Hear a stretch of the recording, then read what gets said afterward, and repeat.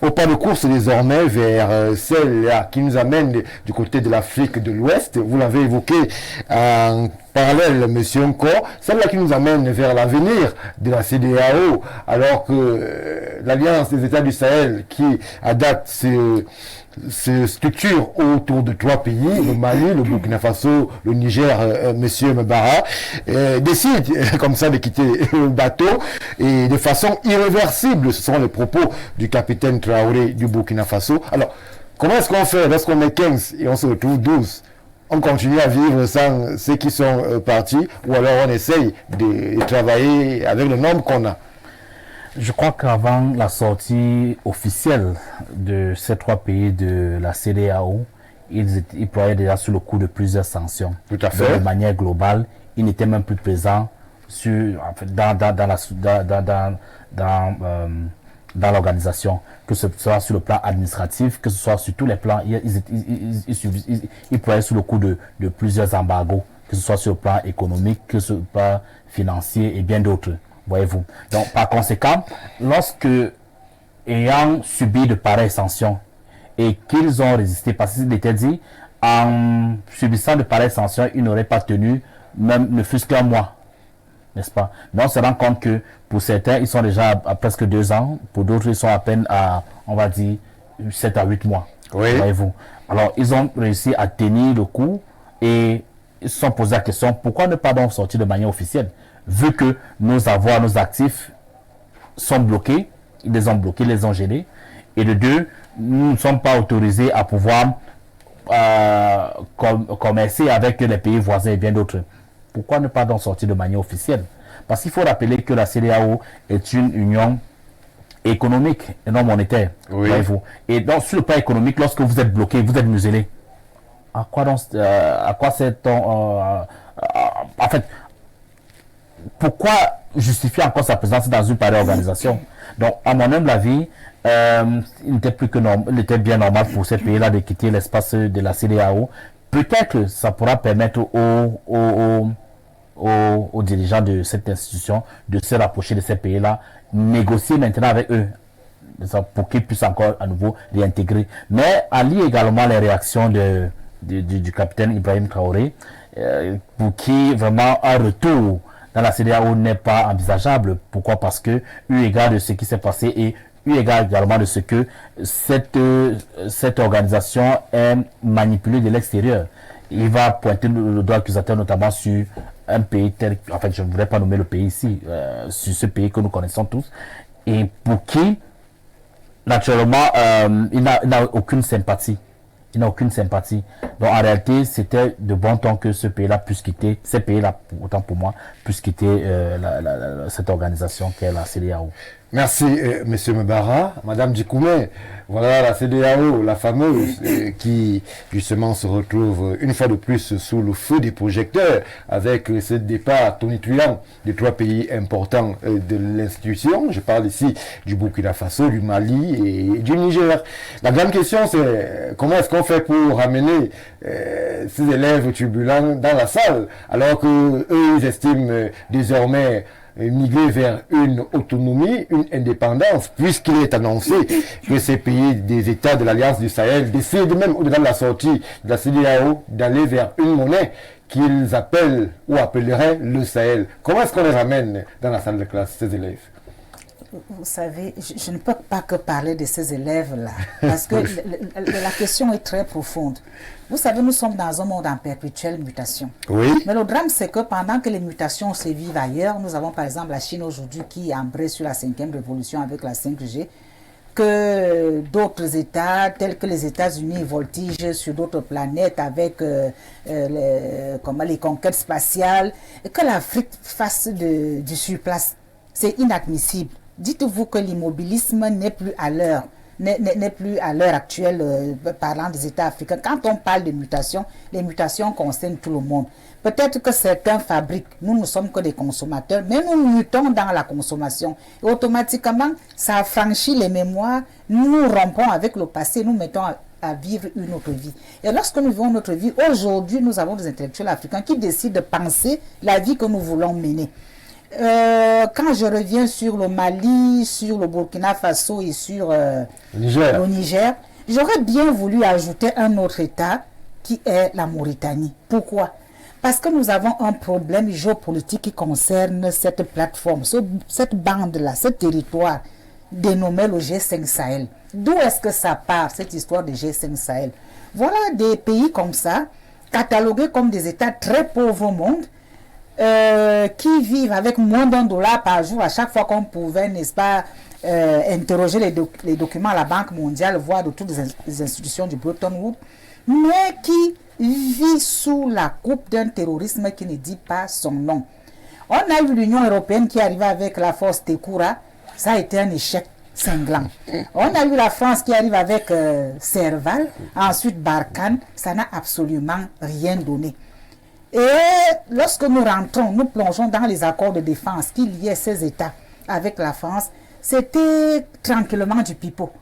Vous ne pouvez pas arriver dans un pays que vous êtes censé assister en tant que partenaire, mais devenir plutôt les patrons, c'est-à-dire que de la maison, les patrons du milieu. C'est regrettable pour ceux qui, pendant qu'il y avait ces opérations-là, Serval et Barkhane, qui sont quand même allés dans ces parties de l'Afrique, c'était malheureux de réaliser que vous partez de Bamako pour Djenné, vous trouvez une brigade mixte en route. La brigade n'est faite que des soldats blancs. Il n'y a aucun Malien dans... On vous fait descendre de votre véhicule qu'on stoppe, on vous fouille anormalement, le chauffeur va vous attendre plus loin après qu'on a aussi fouillé le véhicule et ensuite vous pouvez traverser la barrière pour aller rejoindre le véhicule plus loin. Vous savez, ça s'appelle violer la souveraineté d'un État. Même si nous sommes dans des accords de partenariat avec vous, respectez-nous. Vous ne pouvez pas venir dans un pays étranger, vous mettre à jouer les policiers en lieu et place de la police nationale. Et profiter d'une situation sécuritaire très négative. Justement, si vous voyez même ces accords, c'est malheureux, ils sont tellement longs. Je ne peux pas me mettre à édicter le tout, c'est pour donc vous dire que voilà le point de départ de tous ces problèmes. Et en tant qu'internationalistes, nous autres, nous avons eu à travailler dans le cas de l'extrémisme violent sous la coupole de l'Union africaine du Conseil de sécurité de l'ONU dans ces États-là. C'est à ce moment qu'on a pu remarquer ces anomalies. J'ai dit que c'était déplorable. Bon, vous voyez, quand on parle de mutation, la mutation est d'abord cognitive. Et parce qu'elle est cognitive, elle vous amène à vous interroger. Après notre dernier passage là-bas, qu'est-ce que je vois? Des vidéos qui commencent à circuler où des jeunes Maliens en Bambara, avec rien que des bâtons, demandent aux policiers entreillis avec Kalachnikov de quitter leur territoire. C'est-à-dire qu'ils ont tutoyé les chars parce qu'ils étaient fatigués de cette façon de faire. Les terroristes, ils sont dans la forêt. Les terroristes ne sont pas sur les routes nationales où les gens devraient normalement circuler. Pendant ce temps, il y a comme une barrière qui se dessine entre le sud du pays et le nord. Donc il y avait tranquillement une fragmentation de l'espace politique qui ne permettait plus aux sudistes d'aller vers le nord. Dans le nord, c'est totalement désertique. Les gens y vont à dos de chameau et c'est à ce moment que l'un des États qui à ce moment-là faisait la pluie, le beau temps, décide à Kigali en plein désert de construire un aéroport dernier cri. Là où les gens vont à dos de chameau. C'était pour transporter qui et quoi. C'était facile à comprendre. Il y avait une prédation de ressources là-bas qui ne disait pas son nom. Pendant que dans tous les documents des organisations internationales à caractère financier, on disait que c'est les États les plus pauvres au monde. Voilà donc des jeunes soldats qui décident carrément de se lever comme ça et de récupérer leurs États pour s'émanciper vis-à-vis de ce qui se fait et demandent tranquillement aux autres de libérer l'espace. Voilà le crime des gens, parce qu'ils aiment le chez eux, parce qu'ils sont nationalistes, parce qu'ils veulent mener à bon port les politiques de leur pays et pouvoir donner une chance à leurs compatriotes d'avoir une qualité de vie améliorée. Alors, laissez-moi terminer. Vraiment, c'est une question cruciale. Oui, c'est pour vous dire qu'aujourd'hui, je demandais qu'ils sortent de là. C'est pour vous dire que quand ils sortent donc de cette situation, on a là des problèmes économiques. Oui. Le pays est pauvre. On a là des problèmes politiques. Les politiques sont à brandacabresque. Ça dit que la démocratie est aux ordres. On a des problèmes sécuritaires où chaque jour il y a un mouvement de djihadistes, ça dit qu'à même de prendre le pays en otage pendant que ceux qui disent vous aider sont là. Ces gens donc se sont appuyés sur l'anthropologie parce qu'ils sont tous là descendants de Samori Touré, le Malinké. Ils sont mandingues. Ils ont donc décidé de fédérer et de se sortir, n'est-ce pas, de la coupe des autres. Leurs autres frères, Bambara et autres, n'ont pas compris que l'heure était venue pour les Africains de se regarder dans les yeux, de pouvoir se parler. Merci. Parce qu'ils sont condamnés d'un côté, la CEDEAO décide, n'est-ce pas, de les mettre sous embargo. Alors, vous savez, ce qui ne vous tue pas vous rend plus fort. Et en ont réalisé qu'ils ont pu braver les sanctions. Pourquoi ne pas partir? Et c'est un mauvais moment parce que tenons compte de la stratégie monétaire internationale qui veut qu'aujourd'hui, il y ait des dollarisations au niveau du commerce international. Et les monnaies sont en train de se bousculer. Il y a le bitcoin qui arrive dans certains États et le franc CFA commence à faire problème. Il est dans tous les débats des intellectuels sur le continent. Il faut en sortir. C'est l'occasion idoine, n'est-ce pas, pour mes frères de décider de partir dans la CEDEAO, de les laisser avec leur franc CFA, de créer le Sahel et de pouvoir... Merci Madame Djikoumé. On a compris que vous teniez véritablement à féliciter ceux qui sont partis. Et je vais... Je n'ai même pas terminé parce que... on ne va pas malheureusement aller plus loin que ça. Il faudrait que les autres prennent la parole sur la question. Le temps va nous manquer. Thierry Olivier Onomo, en 1 minute, sur le plan économique, est-ce que la posture de ces 3 États est tenable? On parle d'une monnaie qui va bientôt arriver, le Sahel. Est-ce que c'est comme ça que ces pays peuvent s'autonomiser? Lorsque vous connaissez l'histoire, la longue histoire avec le franc CFA. En 1 minute 30, c'est possible. On va regarder comme un marabout, on dirait que ce sera difficile, mais c'est de bon augure. Et je dis encore, il faudrait que les Africains puissent